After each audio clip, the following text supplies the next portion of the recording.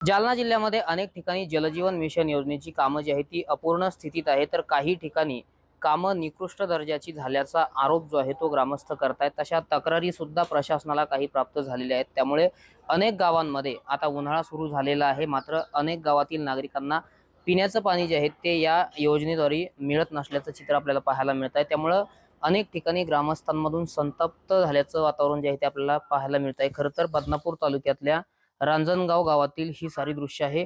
या ठिकाणी जलजीवन मिशन आणि जी पिण्याच्या पाण्याची टाकी आहे तिचं काम पूर्णतः अपूर्ण स्थितीत असल्यामुळे हे नागरिक जे आहेत ते आता मोठ्या प्रमाणात संतप्त झाल्याचं पाहायला मिळते. खरं तर आजपासून या गावकऱ्यांनी अर्धनग्न आंदोलनाला सुरुवात केलेली आहे. संपूर्ण गावकरी जे आहेत ते या ठिकाणी महिला आपण पाहू शकतो अतिशय व्याकुळ भावनेने हे नागरिक जे आहेत ते या ठिकाणी अर्धनग्न आंदोलनाला बसलेले आहे. आपण पाहू शकतो की गेल्या काही दिवसापासून या गावामध्ये जलजीवन मिशनचं काम जे आहे ते अपूर्ण स्थितीत आहे. त्यामुळे त्या गावकऱ्यांना पिण्याचं हक्काचं पाणी मिळालं नसल्याचा आरोप जो आहे तो नागरिक करतायत. आपण संवाद साधूया.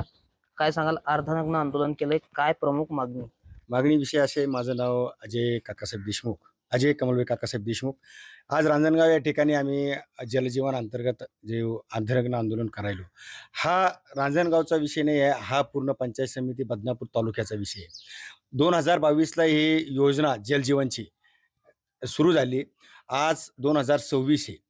आता अर्धवट योजना आहे, पूर्ण बोगस काम आहे. मला काय म्हणायचं, 2022ला ज्यावेळेस ही योजना आणली त्यावेळेस ठेकेदाराचं काम आहे की काम करून द्यायचं.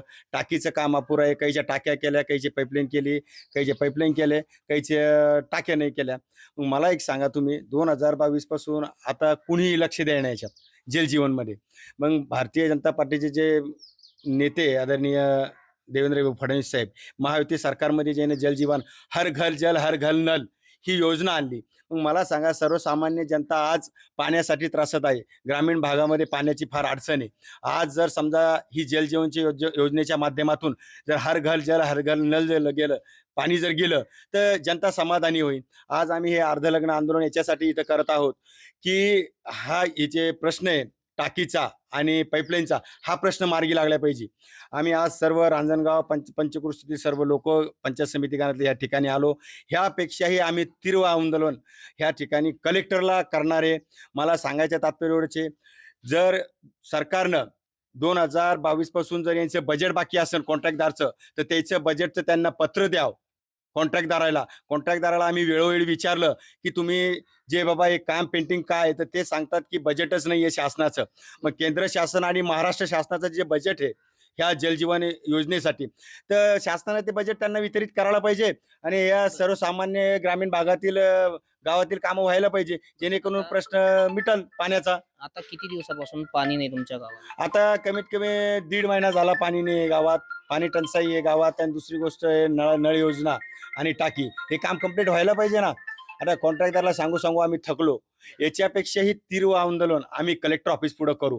या रोशनगाव पंचायत समिती गावात नाही, पूर्ण बदनापूर तालुक्याचा विषय आहे. आपल्यासोबत अजून काही ग्रामस्थ आहेत, काय सांगाल? अर्धनग्न आंदोलन केलंय, फार तुम्ही तीव्र झालेला आहात, भावना तीव्र झालेल्या आहेत तुमच्या. पिण्याचं पाणी नाही, काय पुढची भूमिका आहे तुमची? आता शासनाला इशारा काय? याच्यानंतर आम्ही कलेक्टर ऑफिसला तीव्र आंदोलन करू. बरं. अर्धनग्न बरं. आम्ही याचा भरपूर पाठपुरावा केला, निवेदन दिले कलेक्टर साहेबाला, शिवला. त्यांच्याकडून काय उत्तर मिळालं? ते म्हणे करू चालू, बजेट नाही, असं नाही, असे उडाउडीचे उत्तर येते आम्हाला. तर नक्कीच आपण पाहतोय की अनेकदा पाठपुरावा करूनही आम्हाला ओढवाओढीची उत्तरं येतात, असं म्हणणं या गावकऱ्यांचं आहे. त्यामुळं येत्या काळात जर जलजीवन मिशनचं काम सुरू झालं नाही तर कलेक्टर ऑफिसला सुद्धा आम्ही यापेक्षाही तीव्र आंदोलन करू, असा इशारा जो आहे तो या ग्रामस्थांनी दिलेला आहे. त्यामुळं प्रशासन आता याची दखल घेतं की नाही हे पाहणं महत्त्वाचं ठरेल. रामनाथ ढाकणे, TV9 मराठी, बदनापूर, जालना.